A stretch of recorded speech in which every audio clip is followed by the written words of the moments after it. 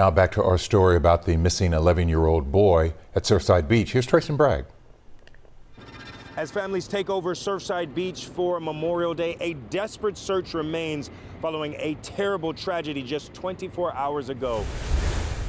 At this point, it's a recovery, but I think it's very important to bring this young man home and give him to his parents. Chief Philip Hester of the Surfside Beach Police Department emotional today, describing the search for Joshua Leha of Richmond. Joshua, who was traveling with his family and other members of his youth football team, went under the water and never surfaced. Authorities say rough surf and strong currents were present. They were out probably about the second or third sandbar and got lifted off the sandbar. When they came back down, they weren't touching. Panicked a little bit, and then the waves started crashing, and Joshua went underneath.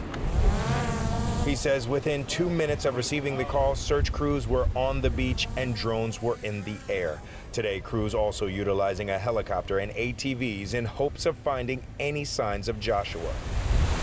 The tide and the currents, it's just not safe.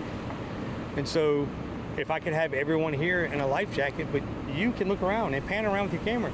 There's not a life jacket on anyone in here. And Mother Nature is unforgiving. Chief Hester called Tim Miller and Texas EquiSearch in to assist in the search for Joshua's body.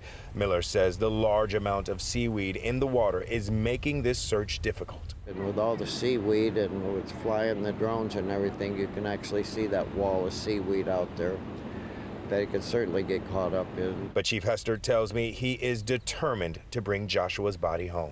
For us, it's my beach. We're going to stay out as long as we have to. I'll have teams out all night, every night, until we bring this young man home. Chief Hester tells me that this is the second year in a row that they've had a drowning here on the beach during the Memorial Day holiday weekend. Reporting in Surfside Beach, I'm Tracy Bragg, KHOU 11 News.